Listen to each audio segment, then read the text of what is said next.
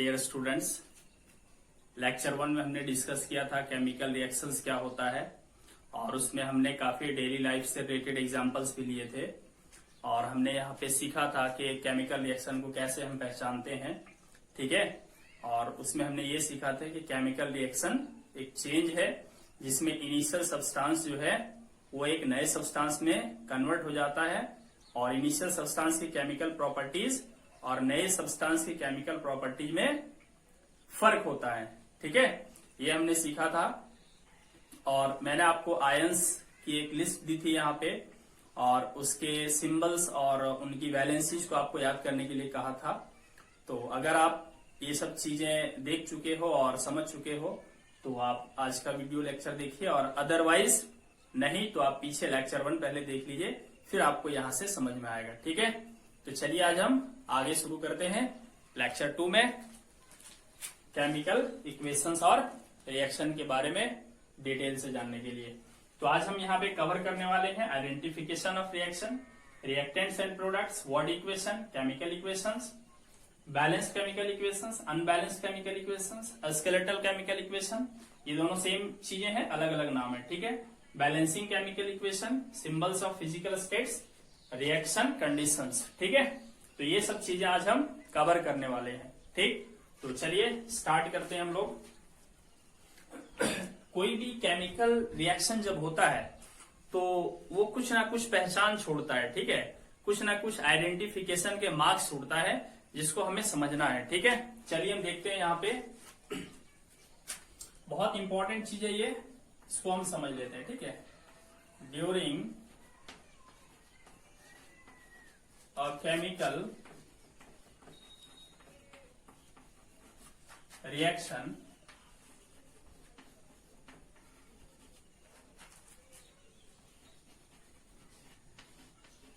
anyone or more of the following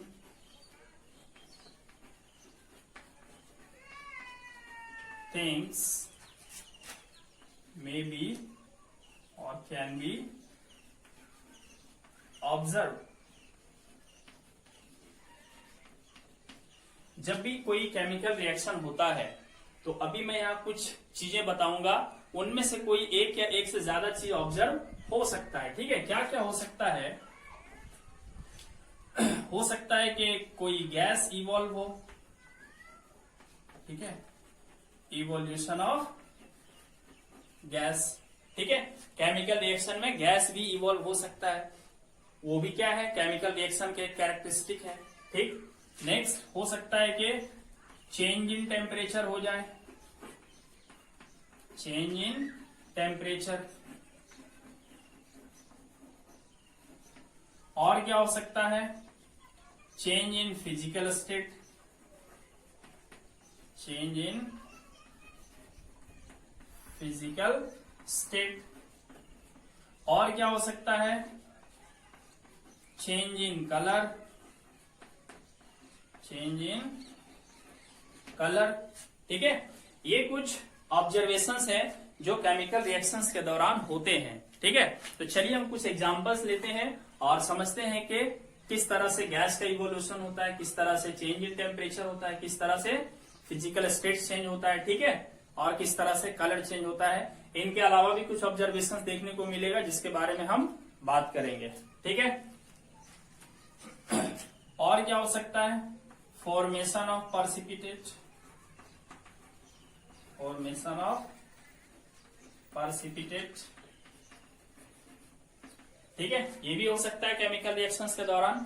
तो चलिए हम देखते हैं, एक एग्जांपल से समझते हैं। चलिए हम क्या करते हैं, एक बीकर लेते हैं, इस बीकर के अंदर हम एक एसिड लेते हैं, सल्फ्यूरिक एसिड। ठीक है, सल्फ्यूरिक एसिड को हम हाइड्रोजन सल्फेट भी कहते हैं। सल्फ्यूरिक एसिड इसमें लेते हैं, ठीक है, सल्फ्यूरिक एसिड। अब ये जो सल्फ्यूरिक एसिड है इसका केमिकल फॉर्मूला होता है हाइड्रोजन सल्फेट। ठीक है, अब ये हाइड्रोजन सल्फेट लिखाएगा कैसे, इसीलिए मैंने आपको आयंस का लिस्टिंग करवाया था, आप याद किए होंगे। तो देखिए बड़े आराम से आप हाइड्रोजन सल्फेट लिख लोगे। देखिए हाइड्रोजन आयन का सिंबल होता है H+ और वैलेंसी 1, सल्फेट का सिंबल होता है SO4 -2 और इसकी वैलेंसी होती है 2। तो देखिए फॉर्मूला कैसे बनेगा, ये वाला वैलेंसी इसके नीचे लिखाएगा H2 और ये वैलेंसी 1 जो है इसके नीचे लिखाएगा, लेकिन जब वैलेंसी 1 रहे तो लिखाता नहीं है, तो सीधा सीधा खाली हो जाएगा SO4 और ये जो दिख रहा है ना प्लस, ये साइन हट जाता है और -2 भी हट जाता है। ठीक है, ये ऊपर वाले कोई भी साइन नहीं लिखा जाता है फॉर्मूले में। ठीक है, तो इस तरह से यहाँ पे फॉर्मूला बन गया हाइड्रोजन सल्फेट। ठीक है, इसी को हम सल्फ्यूरिक एसिड कहते हैं। तो चलिए इस बीकर में हमने क्या लिया, इस बीकर के अंदर हमने सल्फ्यूरिक एसिड ले लिया। अब इसमें क्या करते हैं हम लोग, थोड़ा सा जिंक मेटल का छोटा छोटा टुकड़ा इसमें डाल देते हैं। ठीक है, जिंक मेटल, यहां पर ये जो आप देख रहे हो ये क्या है, जिंक मेटल के छोटे छोटे ग्रैन्युल्स हैं, जिंक ग्रैन्युल्स।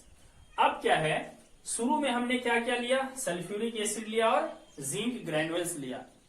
तो अब केमिकल रिएक्शन इन दोनों के बीच शुरू हो जाता है। ठीक है, अब जब केमिकल रिएक्शन होने लगता है तो यहाँ पे हम लोग केयरफुली ऑब्जर्व करेंगे तो हमें यहाँ दिखाई देगा बबल्स ऑफ अ गैस, है ना, गैस के बुलबुले यहाँ पे बनने लगेंगे।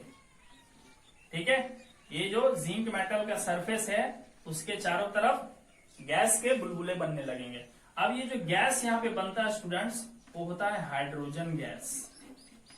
ठीक है, ये हाइड्रोजन गैस होता है। ठीक, और जब इस कंटेनर को आप हाथ से छू के देखोगे ना तो ये कंटेनर का टेम्परेचर इंक्रीज हो जाता है। ठीक है, टेम्परेचर इसका इंक्रीज हो जाता है, या कहें ये हॉट हो जाता है। ठीक है, तो क्या ये केमिकल रिएक्शन हुआ क्या? यस, ये केमिकल रिएक्शन है। क्यों है केमिकल रिएक्शन? क्योंकि यहाँ पे क्या हो रहा है, इवोल्यूशन ऑफ गैस हो रहा है ना, एक गैस बन रहा है हाइड्रोजन गैस। देखिए हमने शुरू में गैस नहीं लिया था हाइड्रोजन गैस, शुरू में हमने दो ही चीज लिया था।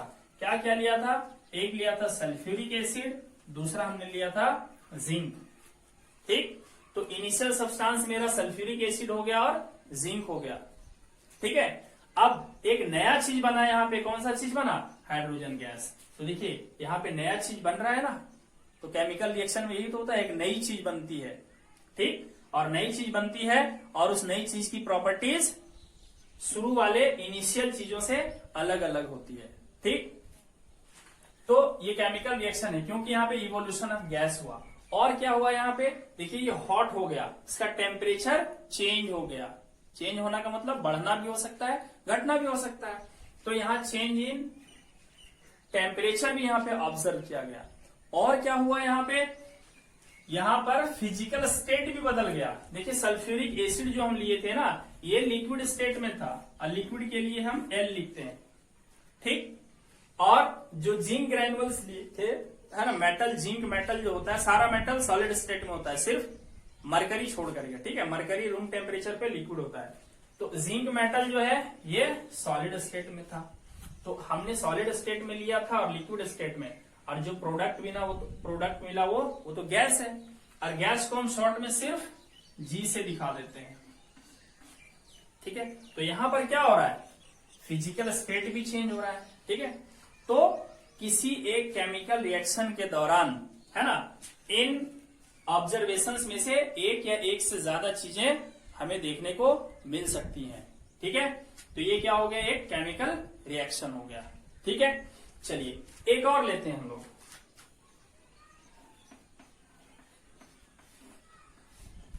ठीक, एक और क्या करते हैं,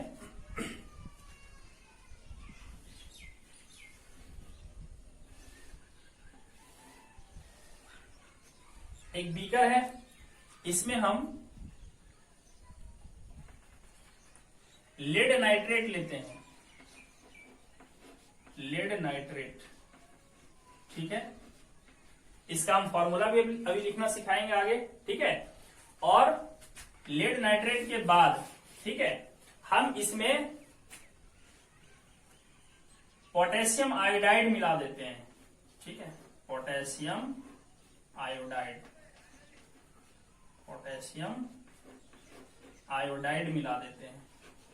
ठीक, देखिए पोटेशियम आयोडाइड ये पानी में घुला हुआ एक सॉल्यूशन होता है और लेड नाइट्रेट भी पानी में घुला हुआ एक सॉल्यूशन होता है। ठीक है, अब जब इन दोनों को हम यहाँ पे मिक्स कर देंगे स्टूडेंट्स, तो क्या देखते हैं हम लोग कि बिल्कुल यहां पर एक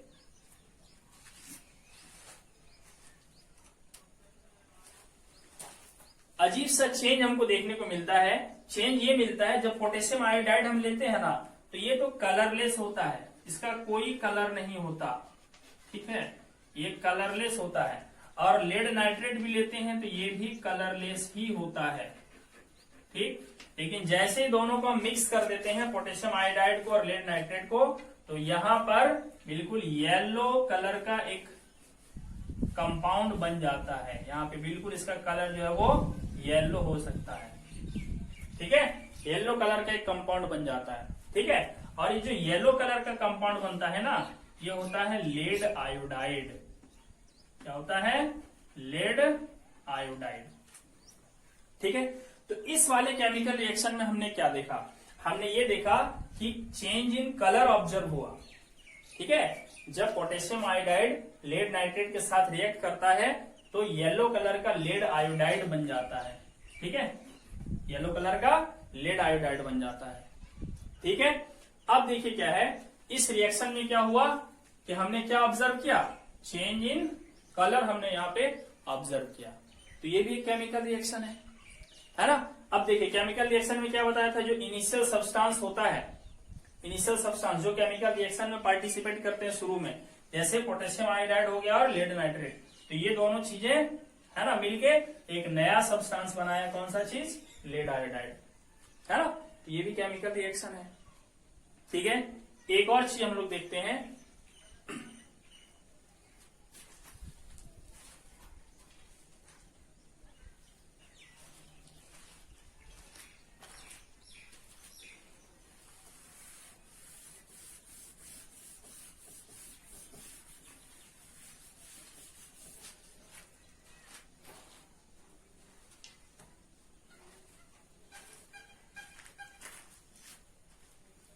हम लोग क्या करते हैं, मैग्नीशियम रिबन को बर्न करते हैं। ठीक है, मैग्नीशियम एक मेटल होता है। ठीक है, तो यहां पर हम ले लेते हैं, ये मान लेते हैं हमारे पास एक मैग्नीशियम रिबन है। ठीक, मैग्नीशियम का एक पतला सा पट्टी है। ठीक, जनरली होता ये है कि मैग्नीशियम का जो रिबन है ना, उसके बाहर सरफेस में मैग्नीशियम ऑक्साइड का एक लेयर बन जाता है। ठीक है, इसके बाहर जो है ये देखिए मैग्नीशियम ऑक्साइड का एक लेयर बन जाता है। ठीक, ये जो आप देख रहे हो, this is layer of magnesium oxide, magnesium oxide. ठीक है, तो जब भी हम एक मैग्नीशियम रिबन लेते हैं तो उसके बाहर एक मैग्नीशियम लेयर बन जाता है, ये प्रोटेक्टिव लेयर होता है। ठीक है, ये अंदर जो मैग्नीशियम होता है ना, ये जो अंदर मैग्नीशियम है ना, इसको बर्न नहीं होने देता, इसको जलने नहीं देता है। कौन जलने नहीं देता है? Layer of magnesium oxide. तो इस मैग्नीशियम ऑक्साइड की लेयर को ना हटाने के लिए हम सैंड पेपर का यूज करते हैं। ठीक है, सैंड पेपर से हम क्या करते हैं, इसको ऐसे रबिंग करते हैं और मैग्नीशियम ऑक्साइड की लेयर को हम हटा देते हैं। ठीक है, तो मैग्नीशियम रिबन्स को सैंड पेपर से क्यों रबिंग किया जाता है? To remove the protective layer of magnesium oxide. ठीक है, अब इससे क्या होगा कि ये आसानी से जल सकता है। अब हम इसका बर्निंग करते हैं। ठीक है, इसका हम बर्निंग करते हैं, इसको जलाते हैं। ठीक है, तो जब इसको बर्निंग करते हैं ना, तो क्या होता है, बिल्कुल व्हाइट डेजलिंग लाइट प्रोड्यूस करता है। ठीक है, white dazzling light, dazzling light. ठीक है, व्हाइट डेज, बिल्कुल सफेद चमकदार रोशनी इसमें से निकलती है जब इसको जलाया जाता है। अब जलाने के लिए ना एक गैस जरूरी होता है, ऑक्सीजन गैस। कौन सा गैस? Oxygen gas.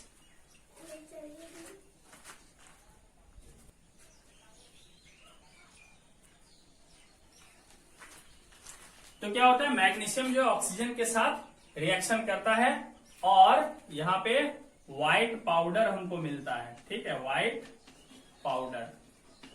और ये जो व्हाइट पाउडर होता है ये मैग्नीशियम ऑक्साइड होता है। ठीक है, मैग्नीशियम ऑक्साइड होता है। ठीक, तो अब यहां पर देखिए हमने जो इनिशियल सब्सटेंस लिया था वो क्या क्या लिया था, मैग्नीशियम और ऑक्सीजन। ये दोनों रिएक्ट करके हमको क्या दिया, व्हाइट पाउडर दिया, जो कि एक नया सब्सटेंस है ना। और ये जो व्हाइट पाउडर है इसकी प्रॉपर्टीज इनकी प्रॉपर्टीज से बिल्कुल अलग होती है। ठीक, तो ये भी एक केमिकल रिएक्शन का एग्जाम्पल है। तो हमने यहाँ पे केमिकल रिएक्शंस के 3 एग्जाम्पल लिए।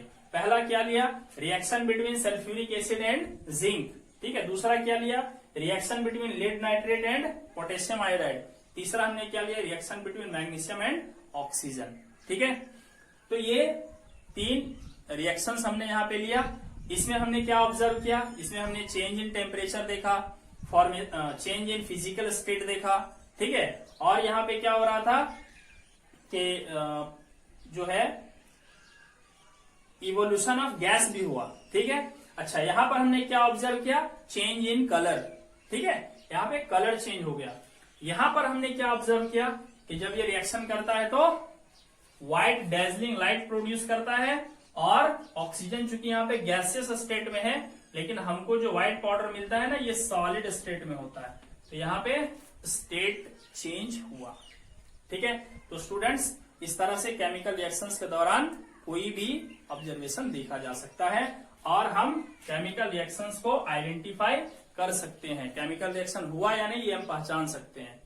ठीक है, कैसे पहचानेंगे, कलर चेंज हो सकता है, गैस का इवोल्यूशन हो सकता है, टेम्परेचर चेंज हो सकता है, पर्सिपिटेट फॉर्म हो सकता है। ठीक है, चलिए अब हम जानते हैं रिएक्टेंट्स क्या होता है और प्रोडक्ट्स क्या होता है। ठीक है, तो रिएक्टेंट्स देख लेते हैं क्या होता है।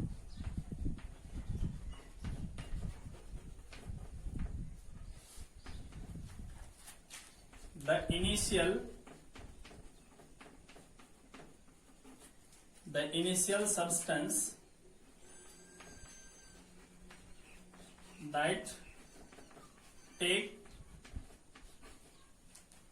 takes part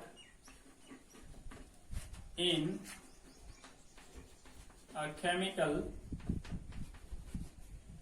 reaction is called reactant. ठीक है, वो सब्सटेंस जो शुरू में केमिकल रिएक्शन में पार्टिसिपेट करता है उसको हम क्या कहते हैं, रिएक्टेंट कहते हैं। तो अगर हम इस वाला रिएक्शन की बात करें, है ना, कौन सा, बर्निंग ऑफ मैग्नीशियम वाला, तो यहाँ पे रिएक्टेंट कौन कौन हो जाएगा, देखिए यहाँ पे इस वाले में रिएक्टेंट जो होगा, ठीक है, रिएक्टेंट्स यहाँ पे कौन कौन सा हो जाएगा, मैग्नीशियम हो जाएगा जिसका सिंबल क्या होता है आप लोग को पता होगा, Mg, और कौन होगा, ऑक्सीजन। ठीक है, ये दोनों चीजें पार्टिसिपेट करती है ना। रिएक्शन के स्टार्टिंग में जो जो सब्सटेंस हम लेते हैं उसको हम कहते हैं रिएक्टेंट्स, है ना। द इनिशियल सब्सटेंस, शुरू में लिए गए सब्सटेंस जो कि केमिकल रिएक्शन में पार्टिसिपेट करता है उसे हम क्या कहते हैं, रिएक्टेंट्स, है ना। अगर हम यहां बात करें इस वाले रिएक्शन में, तो यहाँ पे हमारे पास रिएक्टेंट्स कौन कौन से हैं, यहाँ पर हमारे पास रिएक्टेंट्स हैं कौन कौन सा, जिंक मेटल लिया था तो उसका सिंबल क्या होता है, Zn। ठीक, और सल्फ्यूरिक एसिड लिया था, देखिए ये वाला कौन सा, H2SO4। ये दोनों चीजें रिएक्टेंट कहलाएंगी क्योंकि यही दोनों सब्सटेंस हमने इनिशियली लिया था। यहां पे रिएक्टेंट कौन कौन हो जाएगा, यहां रिएक्टेंट्स हो जाएगा हमारा पोटेशियम आयोडाइड। देखिए इसका फॉर्मूला होता है Ki। ठीक, पोटेशियम आयोडाइड अभी बताएंगे कैसे लिखा जाता है। लेड नाइट्रेट इसका होता है PbNO3 का होल 2। ये दोनों चीजें क्या हो गई, रिएक्टेंट हो गई, कौन कौन, लेड नाइट्रेट और पोटेशियम आयोडाइड। अब देखते हैं हम लोग प्रोडक्ट्स क्या होता है। प्रोडक्ट्स क्या होता है, ठीक है, तो द फाइनल सब्सटेंस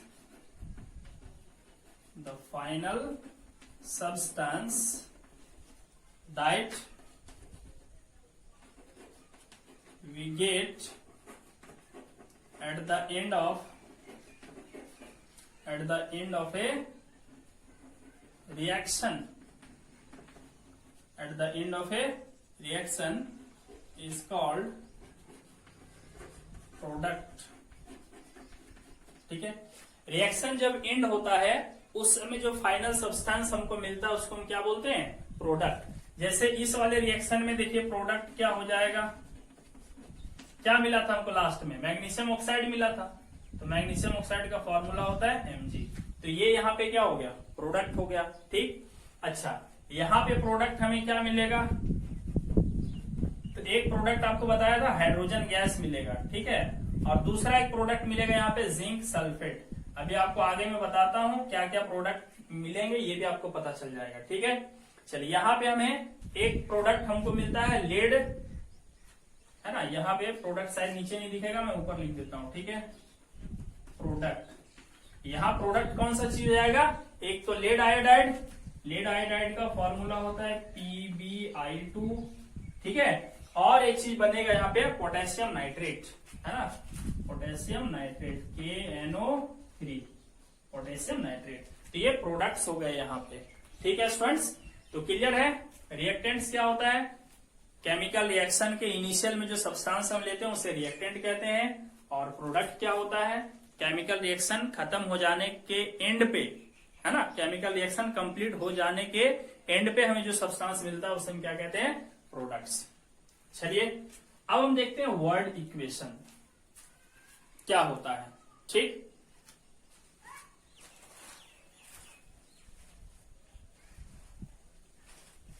इन्हें आप नोट कर सकते हो।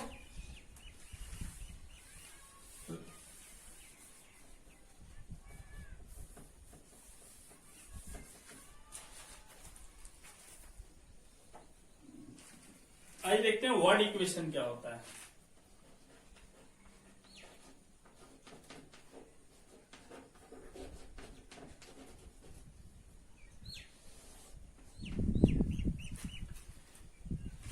देखो क्या है, अभी जो केमिकल रिएक्शंस हमने यहाँ पे आपको बताया, ठीक है, ये केमिकल रिएक्शंस को अगर हम डिस्क्राइब करना चाहें वर्ड्स में, ठीक है, तो क्या कहना पड़ेगा, मुझे ये कहना पड़ेगा कि magnesium reacts with oxygen to give magnesium oxide, है ना, ये वर्ड में मैंने एक्सप्रेस किया इसको। तो असल में जो सेंटेंस अभी मैंने कहा वो एक वर्ड इक्वेशन था, है ना। तो एक वर्ड इक्वेशन क्या करता है, एक केमिकल रिएक्शन को रिप्रेजेंट करता है वर्ड के टर्म्स में, ठीक है। फिर इसी तरह अगर हम इसका वर्ड इक्वेशन बताना चाहें तो मुझे ये बोलना पड़ेगा कि zinc metal reacts with sulphuric acid to produce hydrogen gas and zinc sulphate, ठीक है। तो क्या है कि जब किसी केमिकल रिएक्शन को हम वर्ड में एक्सप्रेस करते हैं, ठीक है, तो उस एक्सप्रेशन को ही हम क्या कहते हैं, वर्ड इक्वेशन कहते हैं। ठीक, तो वर्ड इक्वेशन क्या होता है, a word equation represents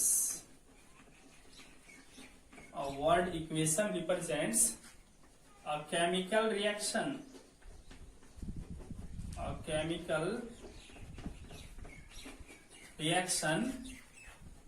in words,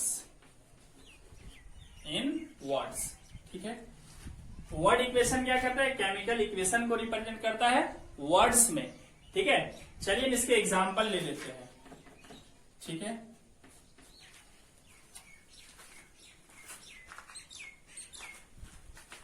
अगर हम इस वाला रिएक्शन को वर्ड इक्वेशन में लिखना चाहे तो हमें देखिए क्या लिखना पड़ेगा, मुझे लिखना पड़ेगा मैग्नीशियम, है ना, वर्ड में लिखेंगे हम लोग, मैग्नीशियम प्लस ऑक्सीजन। प्लस का मतलब होता है ये दोनों एक दूसरे के साथ रिएक्ट कर रहे हैं, ठीक है, ये प्लस का मतलब होता है। और फिर हम एक एरो साइन देंगे, एरो साइन मतलब रिएक्शन हो रहा है, उसके बाद एरो के बाद हम प्रोडक्ट लिखेंगे। प्रोडक्ट यहाँ पे क्या है, मैग्नीशियम ऑक्साइड, मैग्नीशियम ऑक्साइड। तो स्टूडेंट्स ये हमने जो लिखा ये एक वर्ड इक्वेशन हो गया, ठीक है, ये वर्ड इक्वेशन हो गया, ठीक। अच्छा, अगर हम इसके लिए वर्ड इक्वेशन लिखना चाहें तो क्या लिखाएगा, ठीक है। दूसरा एग्जांपल, हम अगर इसके लिए वर्ड इक्वेशन लिखना चाहें तो क्या लिखाएगा, ठीक है। तो देखिए इसमें क्या क्या लिया था हमने, जिंक, तो लिखेंगे जिंक रिएक्ट्स विथ, प्लस का मतलब क्या, इसके साथ रिएक्ट करता है, जिंक रिएक्ट्स विथ इसके साथ सल्फ्यूरिक एसिड, सल्फ्यूरिक एसिड, ठीक। तो ये साइड हमने क्या ले लिया, रिएक्टेंट्स ले लिया हमने, ठीक है। अब ये दोनों रिएक्ट करके क्या क्या बनाता है, हाइड्रोजन गैस, है ना, तो यहां पे लिखाएगा हाइड्रोजन गैस प्लस, देखिए यहां दो प्रोडक्ट बन रहा है ना, हाइड्रोजन गैस भी बन रहा है और जिंक सल्फेट भी बन रहा है, प्लस के बाद जिंक सल्फेट लिखाएगा, मैं इसको यहां पे मिटा देता हूं, ठीक है, प्लस जिंक सल्फेट। तो ये हमने वर्ड इक्वेशन लिख दी इस वाले रिएक्शन का, ठीक है। इसी तरह इस वाले रिएक्शन का वर्ड इक्वेशन क्या लिखाएगा,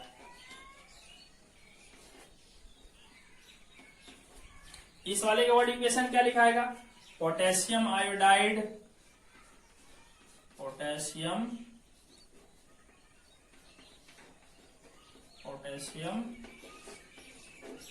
आयोडाइड रिएक्ट्स विथ इसके साथ लीड नाइट्रेट,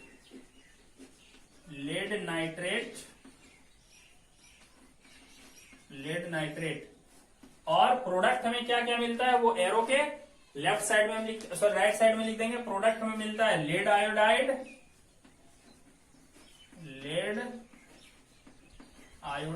और एक और चीज हमें क्या मिलता है, पोटेशियम नाइट्रेट,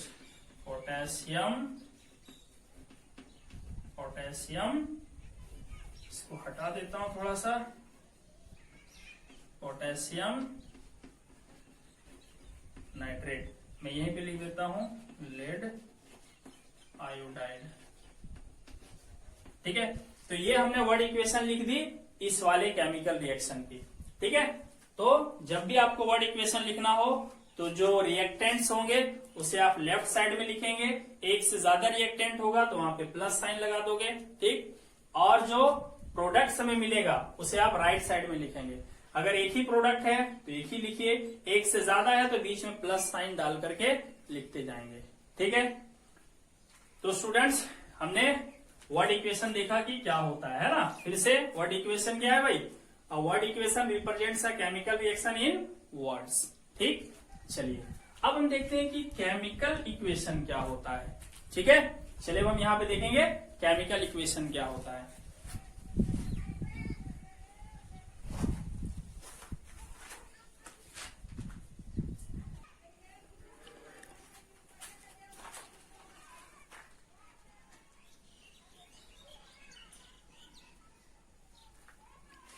स्टूडेंट्स अभी हमने देखा कि वर्ड इक्वेशन क्या होता है, ठीक है। अब देखिए केमिकल इक्वेशन क्या होता है। देखिए वर्ड इक्वेशन में जब हम किसी केमिकल रिएक्शन को डिस्क्राइब करते हैं ना, तो हमें पता तो चल जाता है कि उसमें से रिएक्टेंट क्या क्या है और प्रोडक्ट क्या क्या है, लेकिन हमें ये नहीं पता चलता कि उस रिएक्टेंट के अंदर कौन कौन सा मेटल है, उसकी नंबर्स कितने हैं, ठीक है, और जो प्रोडक्ट बनता है उस प्रोडक्ट के मेटल्स के नंबर्स कितने हैं, नॉन मेटल्स जो है उनके नंबर्स कितने हैं, एटम्स कितने हैं, ये सब चीजें हमें पता नहीं चल पाता है, ठीक है। तो एक केमिकल रिएक्शन को और भी कॉम्पैक्ट तरीके से लिखना हो, है ना, और भी ज्यादा इंफॉर्मेटिव तरीके से लिखना हो, तो इसके लिए केमिकल इक्वेशन का यूज किया जाता है, ठीक है। केमिकल इक्वेशन क्या है, a chemical equation represents a chemical reaction, है ना, ये भी एक केमिकल रिएक्शन को ही रिप्रेजेंट करता है, but in terms of chemical फॉर्मूले। लेकिन यहाँ पे केमिकल फॉर्मूले का यूज किया जाता है, ठीक है। किसका chemical formula, of the reactants and products, जो जो उसमें रिएक्टेंट होता है और जो जो प्रोडक्ट बनता है उसका केमिकल फॉर्मूला लिखा जाता है। It is a compact and convenient method of representing a chemical reaction.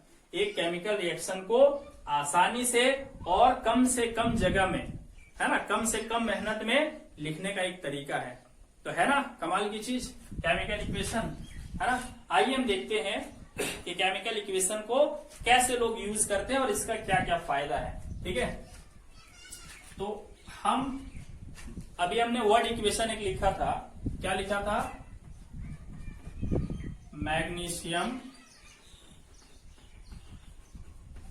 Reacts with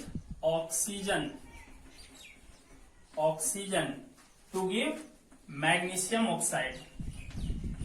ठीक है, मैग्नीशियम ऑक्साइड, ये हमारे पास वर्ड इक्वेशन है।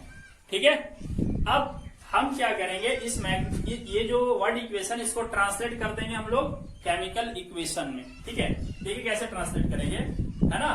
प्रोडक्ट रिएक्टेंट कौन कौन है यहाँ, मैग्नीशियम और ऑक्सीजन। तो मैग्नीशियम का सिंबल क्या होता है, Mg, ठीक, प्लस ऑक्सीजन का सिंबल क्या होता है, तो O2। ठीक है, अब ये एरो साइन दे रहा है, मतलब रिएक्शन का डायरेक्शन बता रहा है, और इधर क्या, मैग्नीशियम ऑक्साइड, तो इसका फॉर्मूला होता है MgO। अब देखिए इससे कहीं ये ज्यादा कॉम्पैक्ट है ना, इससे कम मेहनत में हम इसको लिख पा रहे हैं। ठीक है, प्लस फायदा ये है कि ये हमें बता रहा है ना, कि यहां पर जो अभी हमने लिखा है वो मैग्नीशियम एलिमेंट का एक पार्ट है या एक एटम है। यहां बता रहा भाई ऑक्सीजन गैस का एक मॉलिक्यूल है, यहाँ पे बता रहा है कि मैग्नीशियम ऑक्साइड का एक मॉलिक्यूल है। तो ये ज्यादा इंफॉर्मेशन दे रहा है हमको। ठीक है, तो ये हमने क्या लिख दिया, केमिकल इक्वेशन लिख दिया। ठीक है, इसके बदले में अब यहां पर एक और हम लोग देख लेते हैं, दूसरा वाला। दूसरा हमने क्या लिया था वहां पे, ठीक है, हमने लिया था जिंक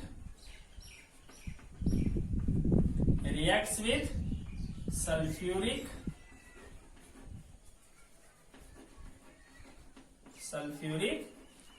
एसिड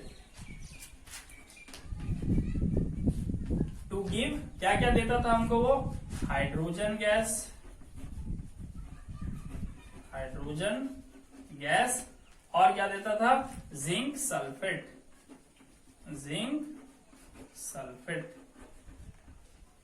ठीक है, अच्छा, इसके बाद इसको अब हम क्या करते हैं, इसका केमिकल इक्वेशन लिखना चाहते हैं हम, तो क्या करना होगा, रिएक्टेंट का फॉर्मूला लिख दो और प्रोडक्ट का फॉर्मूला लिख दो, बन गया केमिकल इक्वेशन। तो जिंक का क्या होता है, Zn, सल्फ्यूरिक एसिड का भी बताया आप लोगों को, H2SO4, एरो देंगे। हाइड्रोजन गैस का क्या होता है, H2, और जिंक सल्फेट का क्या होता है, ZnSO4। ये बन गया केमिकल इक्वेशन। ठीक है, चलिए एक और लेते हैं अभी हम लोग, तीसरा वाला क्या देखे थे, लेड नाइट्रेट, है ना, lead nitrate reacts with potassium iodide,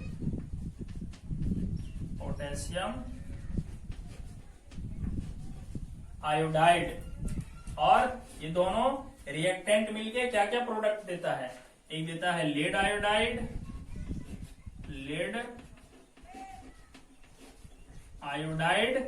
और क्या देता है हमको, पोटेशियम नाइट्रेट।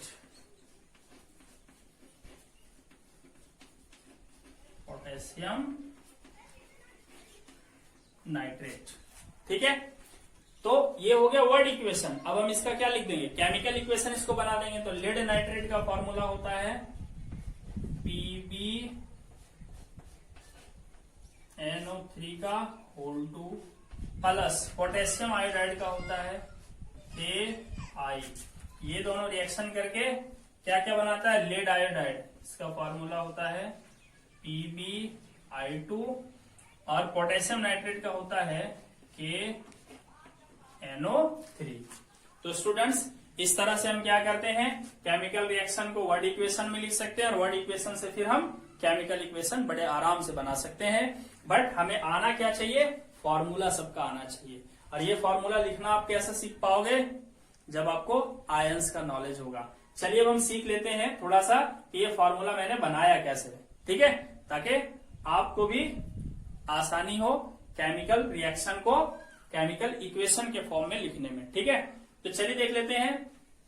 ये फॉर्मूला कैसे बना मैग्नीशियम ऑक्साइड का। तो चलिए आप याद कीजिए, अभी जो मैं बता रहा हूँ एक्चुअल में क्लास 9th का पार्ट है, लेकिन आपकी हेल्प के लिए मैं यहाँ पे एक बार बता दे रहा हूँ ताकि आपको परेशानी ना हो।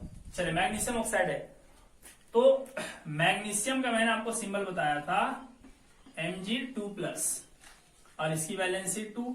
ऑक्सीजन का क्या बताया था O2-, और इसकी वैलेंसी 2। ठीक। अच्छा, कोई बच्चे सोच रहे हैं सर आपने आयंस लिखते समय प्लस इधर लिखा था, अभी इधर लिख दिए, उससे कोई फर्क नहीं पड़ता। ठीक है, कैसे भी लिख सकते हो। तो ये वाला 2 यहां लिखा जाएगा और ये वाला 2 यहां लिखा जाएगा। तो देखिए फॉर्मूला क्या बनना चाहिए, Mg2 और O2। अब ये दोनों अगर किसी से कटता हो, है ना, कोई सेम नंबर से ये डिविजिबल है तो इसे डिवाइड कर देते हैं, तो 2 से तो दोनों कट जाएगा, तो 2 से कट जाएगा तो यहाँ क्या बचेगा 1 और 1, और 1 1 लिखा नहीं जाता, तो फॉर्मूला बन जाएगा MgO। ये हमने यहाँ पे लिखा। ठीक। अच्छा, चलिए अब देखते हैं कि हाइड्रोजन सल्फेट सल्फ्यूरिक एसिड कैसे बना। ठीक है, ये मैं पीछे बता चुका हूं। इसको देखते हैं जिंक सल्फेट कैसे बना। तो देखिए जिंक का क्या करेंगे, जिंक का वैलेंसी होता है 2 और सल्फेट इसका भी वैलेंसी होता है 2। ठीक है, ऊपर वाला चार्ज लिख के कोई फायदा नहीं है क्योंकि फॉर्मूले में चार्ज लिखा नहीं जाता। जैसे 2+ है तो नहीं लिखा हमने, 2- है तो उसको भी नहीं लिखा, इसी तरह चार्ज लिख के कोई फायदा नहीं है। ठीक। चलिए अब क्या करेंगे, ये वाला 2 इसके नीचे और ये वाला 2 इसके नीचे, तो यहाँ पे बनेगा क्या, देखिए बनेगा Zn2 और SO4 का होल 2। एक चीज ध्यान दीजिएगा, जब एक से ज्यादा रहेगा यहाँ पे कोफिशिएंट, है ना, और ये पॉली एटॉमिक आयन हो, पॉली एटॉमिक आयन क्या होता है कल बताया हूं, एक से ज्यादा एटम वाला आयन, तो ब्रैकेट लगेगा। क्या फिर 2 से दोनों कट जाएगा, यस ये भी कट जाएगा वन टाइम में, ये भी कट जाएगा वन टाइम में, तो 1 1 तो लिखा नहीं जाता, तो सीधा सीधा फॉर्मूला बनेगा यहाँ पे ZnSO4। ठीक। अब आइए हम बात करते हैं लेड नाइट्रेट, जिसका फॉर्मूला PbNO3 का होल 2। चलिए देखते हैं लेड नाइट्रेट का कैसे बनेगा। तो लेड का आपको पता है वैलेंसी होता है 2, है ना, और नाइट्रेट का वैलेंसी आपको पता है 1 होता है। तो ये वाला यहां लिखाएगा Pb लेड, और 1 नहीं लिखाता है। अच्छा, NO3 पॉली एटॉमिक है तो ब्रैकेट लगेगा। ठीक, और ये वाला 2 यहां लिखा जाएगा। लेड नाइट्रेट का फॉर्मूला बन गया। ठीक है, दिख रहा है ना आप लोगों को, चलो दिख रहा है। नेक्स्ट देखते हैं हम लोग पोटेशियम आयोडाइड का फॉर्मूला कैसे बना। ठीक है, पोटेशियम का वैलेंसी आपको बताया गया है 1 और आयोडाइड का वैलेंसी भी 1, दोनों 1 1 है, इसलिए ये वाला 1 यहाँ और ये वाला 1 यहाँ, और 1 1 लिखाता नहीं है तो सीधा सीधा फॉर्मूला हो जाएगा Ki, पोटेशियम आयोडाइड। नेक्स्ट देखते हैं हम लोग लेड आयोडाइड।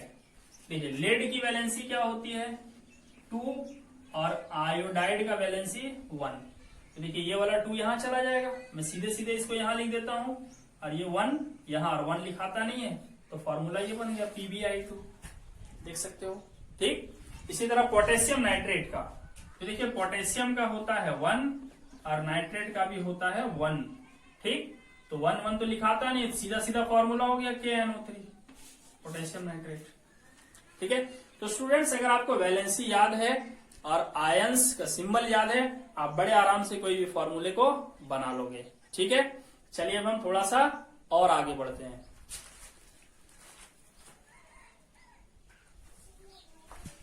तो स्टूडेंट्स अभी हमने देखा कि केमिकल इक्वेशन क्या होता है। ठीक है, एक किसी केमिकल रिएक्शन को रिप्रेजेंट करता है रिएक्टेंट्स और प्रोडक्ट्स के फॉर्मूले के टर्म में। ठीक, चलिए अब हम देखते हैं कि केमिकल इक्वेशन, है ना, अब हम ये चीजें एक साथ सीखेंगे, balanced chemical equation, unbalanced, skeletal और बैलेंसिंग, ये 4 चीजें हम एक साथ सीख जाएंगे अभी। चलिए देखते हैं हम लोग आगे।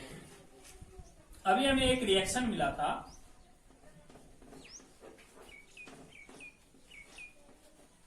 ठीक है, ये हमें केमिकल इक्वेशन अभी मिला था।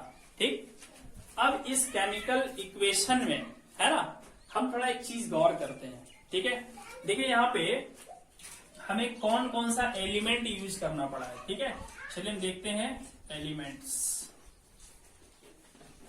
यहाँ पर मैग्नीशियम एलिमेंट है ना, एक एलिमेंट है हमारे पास मैग्नीशियम, और दूसरा एलिमेंट हमारे पास है ऑक्सीजन। ठीक, अब इनका हम नंबर काउंट करते हैं। ठीक है, किस तरफ, ये एलएचएस में। ठीक है, एलएचएस में हम इन एलिमेंट्स का नंबर, तो देखिए मैग्नीशियम कितना पीस है, देखिए गिनना कैसे हुआ मैं बता देता हूं। ठीक है, यहां पर कोई चीज लिखा हुआ है तो उसको हम कॉफिशिएंट कहते हैं। जैसे अगर यहाँ 2 लिखा हुआ है तो कॉफिशिएंट 2 हो गया। ठीक, और यहां पर अगर कोई चीज लिखा हुआ है, जैसे यहाँ 2 लिखा हुआ है, तो इसको हम लोग बोलते हैं सबस्क्रिप्ट। क्या बोलते हैं, सबस्क्रिप्ट। ठीक, तो कॉफिशिएंट को और सबस्क्रिप्ट को मल्टीप्लाई कर दिया जाता है तो हमको कितना एटम है वो मिल जाता है। तो देखिए यहाँ कॉफिशिएंट 1 है, सबस्क्रिप्ट भी 1 है, कुछ नहीं लिखा हुआ है, समझ लेना 1 1, तो मल्टीप्लाई कर देंगे तो 1, तो एक मैग्नीशियम है यहाँ पे। ठीक, मैग्नीशियम का एक एटम। यहाँ कॉफिशिएंट कितना है, कुछ नहीं है तो 1, और सबस्क्रिप्ट 2 है तो 1 2 जा 2, तो ऑक्सीजन का इधर कितना एटम हो गया, 2 एटम हो गया। ठीक, एलएचएस में, एलएचएस मतलब एरो के लेफ्ट साइड में। अब हम एरो के राइट साइड में आते हैं। ठीक है, आरएचएस, राइट हैंड साइड। ठीक, यहां पर भी देखिए कॉफिशिएंट कितना है, कुछ नहीं है तो 1 समझ लेना है। अब मैग्नीशियम के नीचे कुछ नहीं लिखा है तो इसका सबस्क्रिप्ट 1 हो गया, तो 1 1 जा 1, मैग्नीशियम 1 है। अब यहां पर देखिए ऑक्सीजन, सबस्क्रिप्ट कुछ नहीं है तो 1, और देखिए कॉफिशिएंट, देखिए यही वाला कॉफिशिएंट यहां भी मल्टीप्लाई होगा, यही वाला यहां भी मल्टीप्लाई होगा। ठीक है, तो 1 1 जा 1। अब यहां पर एक गौर करने वाली बात है कि लेफ्ट हैंड साइड में ऑक्सीजन एलिमेंट का 2 एटम है और राइट हैंड साइड में ऑक्सीजन एलिमेंट का एक ही एटम है। तो भाई क्या केमिकल रिएक्शन जब होता है तो एटम्स डिस्ट्रॉय हो जाता है क्या? 2 एटम लिया था हमने और इधर एक ही मिला तो एक एटम क्या हुआ, क्या वो डिस्ट्रॉय होता है? तो ऐसा नहीं है ना।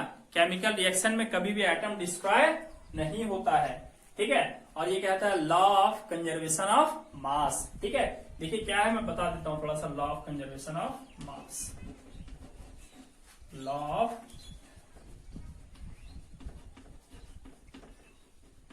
कंजर्वेशन ऑफ मास, ये क्या कहता है? ए ड्यूरिंग अ केमिकल रिएक्शन, ठीक है, atoms can neither be created nor destroyed। ठीक है, केमिकल रिएक्शन जब भी होता है ना, during a chemical reaction atom ना तो क्रिएट होता है और ना डिस्ट्रॉय होता है। ठीक, अच्छा कई किताबों में एटम्स के बजाय यहाँ पे मास लिखा रहेगा, मास के neither be created not destroyed. तो एक ही बात हुई, चूंकि एटम के अंदर मास ही तो होता है। ठीक है, तो मास ना तो क्रिएट होता है ना डिस्ट्रॉय होता है, या फिर एटम्स ना तो क्रिएट होता है और ना डिस्ट्रॉय होता है। ठीक, तो जब एटम क्रिएट भी नहीं होता है और डिस्ट्रॉय भी नहीं होता है तो ये एटम कहाँ गया भाई? 2 एटम था ना ऑक्सीजन का, तो इधर एक ही मिल रहा है मुझे, एक एटम गया कहाँ? ठीक है, लॉ ऑफ कंजर्वेशन ऑफ मास के हिसाब से तो ऐसा होना नहीं चाहिए था, एटम कम होना नहीं चाहिए था। ठीक है, तो ऐसा अगर हो रहा है तो इसका मतलब हमने जो केमिकल इक्वेशन यहाँ पे लिखा है इसमें कुछ ना कुछ कमी है। अब कमी क्या है? कमी ये है कि ये बैलेंस्ड नहीं है। ठीक है, ये अनबैलेंस्ड है। कैसा है? अनबैलेंस्ड केमिकल इक्वेशन है। क्यों अनबैलेंस्ड केमिकल इक्वेशन है? क्योंकि लेफ्ट हैंड साइड में जितने एलिमेंट्स हैं उनका नंबर ऑफ एटम्स और राइट साइड में जो नंबर ऑफ एटम्स है वो अलग अलग है। ठीक, तो चलिए पहले डिफाइन कर लेते हैं unbalanced chemical equation. Unbalanced chemical equation. ठीक, क्या होता है? A chemical equation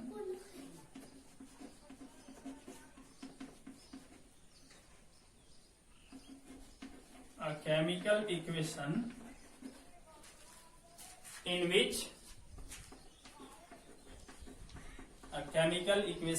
which total number of atoms of each element is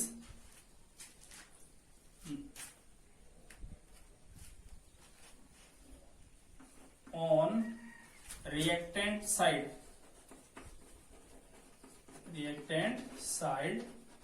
is not equal to total number of atoms of elements on product side। ठीक है, देखिए यहाँ पे क्या कह रहा है, ये एक ऐसा केमिकल इक्वेशन होता है जिसमें हर एलिमेंट के, है ना, number of atoms reactant side में जो होता है वो प्रोडक्ट साइड में जो एलिमेंट्स होता है ना, उनके नंबर ऑफ एटम्स के इक्वल नहीं होता है। तो उसको हम क्या कहते हैं, हम उसे कहते हैं अनबैलेंस्ड केमिकल इक्वेशन, या इसी का एक और नाम है स्केलेटल।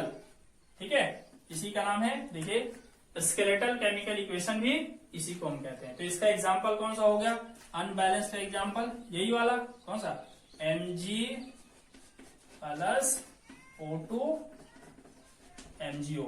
ये एक अनबैलेंस्ड केमिकल इक्वेशन है, और एक unbalanced chemical equation law of conservation of mass को सेटिस्फाई नहीं करता है।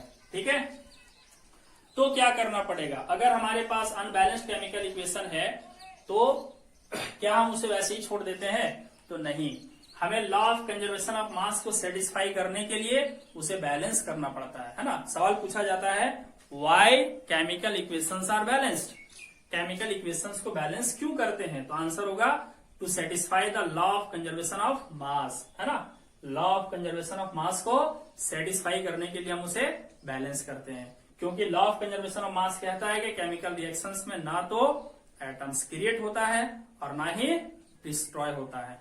ठीक है, चलिए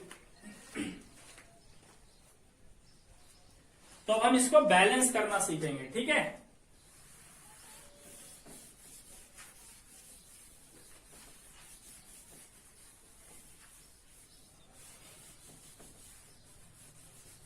तो देखिए हम बैलेंस कैसे करते हैं, बहुत आसान है। ठीक है,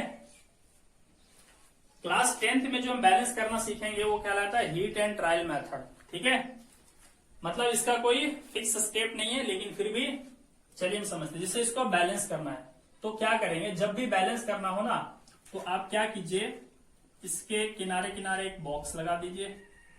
ठीक, ऐसे बॉक्स लगा दीजिए। ठीक है, अब इस बॉक्स के अंदर आप कुछ भी चेंज नहीं कर सकते, सिर्फ और सिर्फ यहाँ कॉफिशिएंट आप चेंज कर सकते हो। ठीक है, तो चलिए ऐसा करते हैं, यहां पर हम 2 लगा देते हैं। ठीक, अब 2 लगा देने से देखिए क्या हो गया, मैग्नीशियम कितना हो गया, कॉफिशिएंट को सबस्क्रिप्ट से मल्टीप्लाई कर दो, 2 1 जा 2 हो गया। देखिए मैग्नीशियम 2 हो गया। ऑक्सीजन हमारे पास कितना है, ऑलरेडी 2 है। ठीक, और इधर दोनों 1 1 है। अब हम कॉफिशिएंट यहां लगा देते हैं 2। तो जब यहां लगा दिए तो अब देखिए कितना हो गया मैग्नीशियम, 2 1 जा 2, और ऑक्सीजन भी देखो कितना हो गया, यहाँ कुछ सबस्क्रिप्ट नहीं है तो 1 समझना है, तो 2 1 जा 2। तो देखिए इधर भी 2 2 हो गया, इधर भी 2 2 हो गया, बराबर हो गया। तो ये बैलेंस्ड हो गया। ठीक है, चलिए हम एक और एग्जांपल लेते हैं, है ना। अभी हमने देखा था कि लेड नाइट्रेट रिएक्ट करता है पोटेशियम आयोडाइड से, और रिएक्शन के बाद बनता है लेड आयोडाइड और पोटेशियम नाइट्रेट। ठीक है, ये भी कैसा है, बैलेंस्ड या अनबैलेंस्ड, यहां पे 2 होगा। ठीक, ये भी अनबैलेंस्ड है। ठीक है, चलिए देखिए इसको हम बैलेंस करेंगे। पहले तो एलिमेंट देख लीजिए भाई, लेड कितना है इधर, यहाँ पे कॉफिशिएंट 1 1, तो लेड 1 पीस है।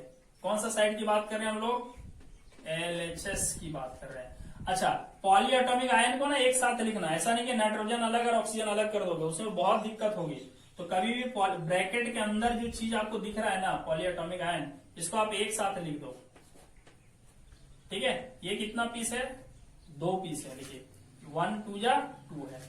अच्छा पोटेशियम भी है इधर, पोटेशियम कितना पीस है? 1 पीस है। आयोडीन थोड़ा नीचे दिखेगा नहीं, मैं इधर लिख देता हूं, आयोडीन 1 पीस है। ठीक, इधर काउंट कर लिया हमने एलएचएस में। आरएचएस में काउंट कीजिए, लेड कितना है? 1 पीस है। आयोडाइड, आयोडीन, सॉरी लेड के सामने लिखेंगे ना, लेड के सामने है 1। ठीक, और आयोडाइड यहाँ पे 2। पोटेशियम 1 है, तो पोटेशियम 1। और नाइट्रेट यहाँ पे देख सकते हो, ये NO3 एक साथ नाइट्रेट है ना, पॉलीएटॉमिक आयन है।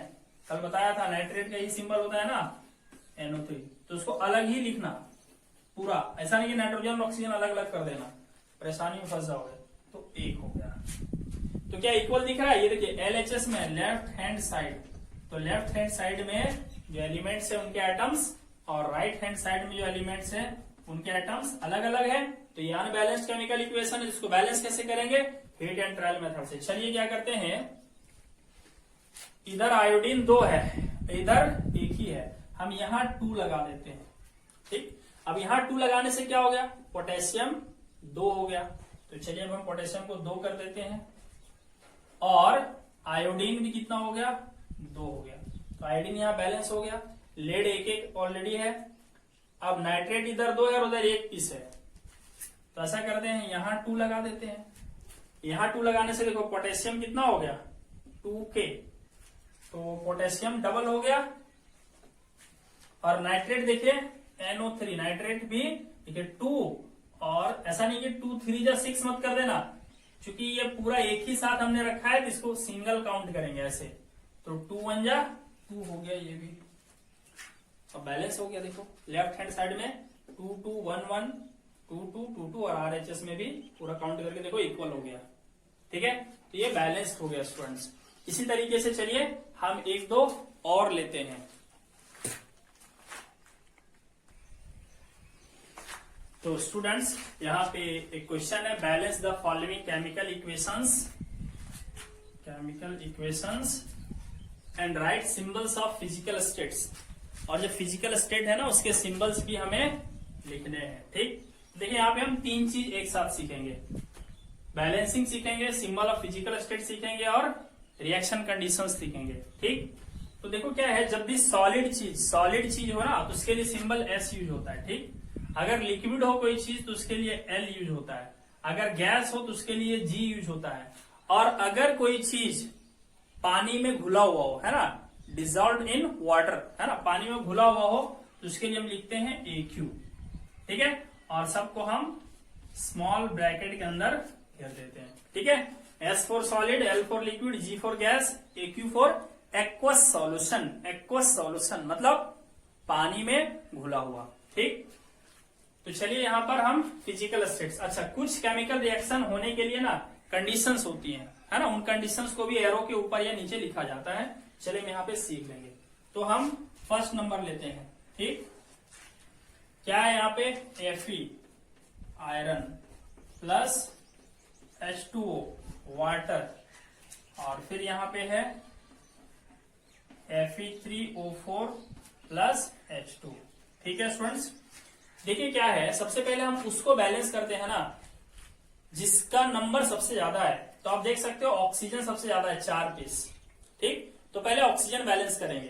तो ऑक्सीजन 4 है इधर, और इधर कितना है? देखिए 1 ही पीस है, तो यहां हम कॉफिशिएंट 4 लगा देंगे। अब कॉफिशिएंट 4 लगा देने से क्या हो गया? देखिए हाइड्रोजन कितना हो गया इधर? 4 2 जा 8, है ना, आप देख सकते हैं यहाँ पे हाइड्रोजन हो गया है 8। ठीक, और ऑक्सीजन कितना हो गया है? 4, है ना, ऑक्सीजन कितना हो गया? 4। और आयरन देखिए, आयरन कितना है? Iron 1 piece. ठीक, अच्छा ये साइड चले आइए, देखिए आयरन कितना है? 3। ऑक्सीजन कितना है? 4। ऑक्सीजन के सामने लिखना ऑक्सीजन, और हाइड्रोजन कितना है? 2। ठीक है, तो अभी खाली हमने क्या बैलेंस किया? ऑक्सीजन बैलेंस किया है। ठीक, अच्छा अब क्या करते हैं हम लोग, हाइड्रोजन इधर 8 है, देखो 4 2 जा 8, और इधर 2 ही है, तो ऐसा करते हैं यहाँ पर हम लगा देते हैं 4। तो देखो इधर भी कितना हो गया? 4 2 जा 8 हो गया, तो अब 2 हटा के 8 कर देंगे, तो ये दोनों बैलेंस हो गया 8 8। अब बचा क्या, आयरन। आयरन इधर कितना है 3 और इधर कितना है 1, तो यहाँ पर 3 लगा देंगे, तो 3 और सबस्क्रिप्ट 1 समझना है, 3 1 जा 3 हो गया इधर, ये बैलेंस हो गया। ठीक है, थोड़ा आपको मेहनत लगेगा, मैं इतनी आसानी से बना ले रहा हूं, आप भी इतनी आसानी से बना सकते हो, बट आपको इसके लिए बहुत ज्यादा प्रैक्टिस करनी होगी। ठीक है, इधर कुछ भी चेंज मत करना, ऐसा नहीं कि इधर ऑक्सीजन 1 है तो इधर वो मिटा के 1 कर देंगे, ऐसा किया तो गलत हो जाएगा, क्योंकि फॉर्मूला ही चेंज जाएगा, है ना। इसीलिए मैंने आपको एक सावधानी बताई कि बेहतर होगा कि आप इस तरह का बॉक्स बना लीजिए। अब बॉक्स के अंदर कोई छेड़छाड़ नहीं, जो भी करना है बाहर करना है। ठीक है, खाली आप कोएफिशिएंट चेंज कर सकते हो, देखिए। ठीक, चलिए नेक्स्ट देखते हैं हम लोग, सेकंड नंबर ट्राई करते हैं।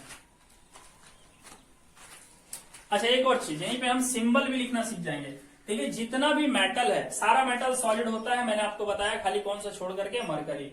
तो अगर हम इसका सिंबल भी लिखना चाहें तो देखिए हम क्या लिखेंगे यहाँ पे। ठीक है, देखिए 3Fe है, तो इसे हम लिखेंगे 3Fe, और ये सॉलिड होता है तो S लिख देंगे। अच्छा, वाटर, वाटर जो है वो लिक्विड होता है, H2O, तो यहाँ पे क्या डाल देंगे, L डाल देंगे। ठीक है, और कितना लिखा था यहाँ पे 4। ये Fe2O3 ये सॉलिड होता है। ठीक है, ये सॉलिड होता है, इसको हम लिख देंगे S, और ये हाइड्रोजन गैस होता है। ठीक है, तो गैस के लिए हम लोग क्या सिंबल लिखते हैं, G लिख देंगे। ठीक है स्टूडेंट्स, तो इस तरह से फिजिकल स्टेट भी दिखा देंगे हम लोग, तो ये केमिकल इक्वेशन हमें बहुत ज्यादा जानकारी देती है ना। चलिए नेक्स्ट हम लोग देखते हैं सेकंड नंबर। सेकंड नंबर क्या है, कार्बन मोनोऑक्साइड प्लस हाइड्रोजन, और इधर है मेथेनॉल CH3OH, इसको मेथेनॉल पढ़ते हैं हम लोग। ठीक है, नाम लिख देता हूं मैं नीचे, मेथेनॉल। ये सब सीख जाओगे आगे जाकर के, बहुत सारा पढ़ना है, अभी आप टेंशन मत लो, अभी आप खाली बैलेंसिंग सीखो, इसको क्या कहते हैं ये सब आगे आप सीखते चले जाओगे।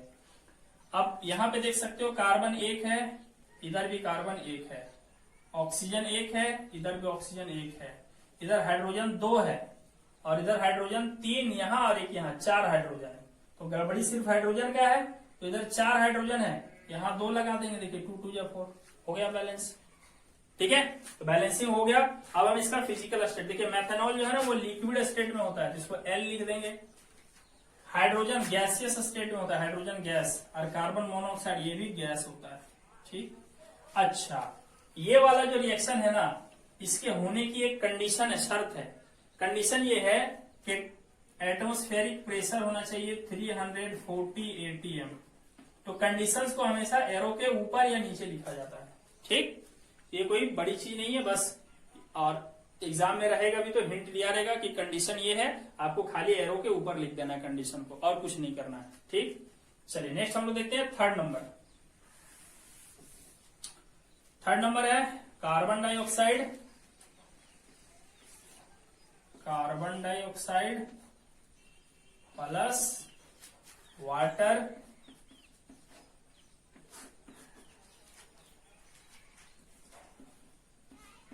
और ये है ग्लूकोज का फॉर्मूला है ये। ठीक है, और ये ऑक्सीजन गैस, ये है आपका ग्लूकोज। ठीक है, चलिए देखिए क्या होता है ना, हमारे बॉडी के अंदर रेस्पिरेशन होता है। रेस्पिरेशन में क्या होता है कि सॉरी फोटोसिंथेसिस का एग्जांपल है। फोटोसिंथेसिस में क्या होता है, प्लांट्स कार्बन डाइऑक्साइड लेता है और वाटर, और इन दोनों से वो ग्लूकोज बनाता है और ऑक्सीजन गैस बनाता है, वो ये वाला रिएक्शन है। ठीक, तो आपको पता है ना फोटोसिंथेसिस का 2 कंडीशन है, क्या क्या कंडीशन है, याद है क्या फोटोसिंथेसिस की कंडीशन, सनलाइट होना चाहिए। क्या होना चाहिए, सनलाइट। ठीक है, और क्या होना चाहिए, क्लोरोफिल। तो ये कंडीशंस लिख दिया हमने, कंडीशंस एरो के ऊपर और नीचे लिखा जाता है। ठीक, अब हमें बैलेंस करना है। देखिए इधर 1 कार्बन है, इधर 6 कार्बन है, यहाँ 6 लगा देंगे, हो गया 6 कार्बन। लेकिन साथ में ऑक्सीजन कितना हो गया, 6 2 12, और यहाँ ऑक्सीजन 1 13। ध्यान दीजिए, 6 2 12 ऑक्सीजन, और यहाँ ऑक्सीजन 1 13। यहाँ पर ऑक्सीजन 6 और ऑक्सीजन 2, इधर 8 ऑक्सीजन, इधर 13 ऑक्सीजन है, तो ऑक्सीजन गड़बड़ है, तो ऑक्सीजन गड़बड़ है तो ऑक्सीजन को बाद में मिलाएंगे, पहले हाइड्रोजन मिलाओ क्योंकि हाइड्रोजन सबसे ज्यादा है। मैंने आपको बताया सबसे पहले उसको बैलेंस करना जो सबसे ज्यादा हो, लेकिन मैंने थोड़ी गलती की, पहले 6 को कर दिया। खैर कोई बात नहीं, ठीक है। तो हाइड्रोजन इधर 12 है और इधर 2 है, तो यहाँ 6 लगा देंगे। तो हाइड्रोजन कितना हो गया, 6 2 या 12, और इधर भी 12 हाइड्रोजन। चलिए, हाइड्रोजन बराबर 12, कार्बन बराबर 6, 6 कार्बन 6 कार्बन, 6 2 या 12 हाइड्रोजन 12। अब बचा ऑक्सीजन, कितना ऑक्सीजन हो गया इधर, 6 2 या 12 ऑक्सीजन और 6 1 या 6 18 ऑक्सीजन। इधर कितना है, 6 ऑक्सीजन है सिर्फ, तो 6 यहाँ है। अगर हम यहाँ 6 लगा दें तो 6 2 या 12 और 6 18 ऑक्सीजन हो गया, बैलेंस हो गया। अब फिजिकल स्टेट, कार्बन डाइऑक्साइड क्या होता है, गैस होता है। वाटर ये क्या होता है, लिक्विड होता है। अच्छा, ये ग्लूकोज जो बनता है ना वो पानी में रहता है ना, ये जो ग्लूकोज बनता है ना पत्ता के अंदर, तो पत्ता के अंदर वाटर होता है और उसी वाटर में घुला हुआ रहता है। तो वाटर में घुला हुआ चीज के लिए हम क्या लिखते हैं, AQ। और ये ऑक्सीजन जो भी बनता है ये गैस होता है। ठीक है, तो स्टूडेंट्स इस तरह से हम क्या करते हैं, इक्वेशंस को बैलेंस करते हैं और फिजिकल स्टेट्स को रिप्रेजेंट करते हैं। एक और देखते हैं, लास्ट वाला।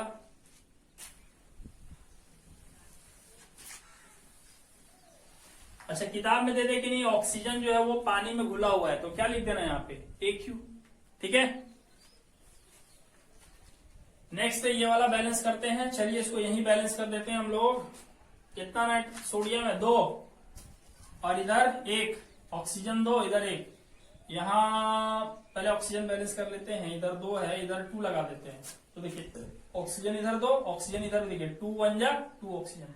अब सोडियम कितना हो गया, 2 2 जा 4, और इधर 1 ही है, यहाँ 4 लगा देंगे, हो गया बैलेंस। ठीक, फिजिकल स्टेट लिखना हो, सोडियम क्या है भाई, मेटल है, और मेटल मैंने बताया हमेशा सॉलिड होता है मरकरी छोड़ करके। ठीक, यह लिखा हुआ रहेगा पिघला हुआ है तब लिखना लिक्विड, अगर यहाँ तो कुछ लिखा हुआ नहीं तो सॉलिड समझना सीधा। ऑक्सीजन क्या है, ये गैस है, G लिख देंगे। सोडियम ऑक्साइड ये सॉलिड होता है। ठीक, तो इस तरीके से स्टूडेंट्स हम केमिकल इक्वेशंस को रिप्रेजेंट करते हैं, तो उसको बैलेंस करते हैं, जहां जरूरत होता है फिजिकल स्टेट दिखाते हैं और कंडीशंस दिखाते हैं। तो आज के क्लास में इतना ही। अब हम इससे आगे पढ़ेंगे टाइप्स ऑफ केमिकल रिएक्शंस, और वहां पे और भी बहुत सारा हम सीखेंगे, बैलेंसिंग करना, फिजिकल स्टेट्स दिखाना। तो आपके जो भी डाउट्स होंगे वो क्लियर हो जाएंगे। Thank you.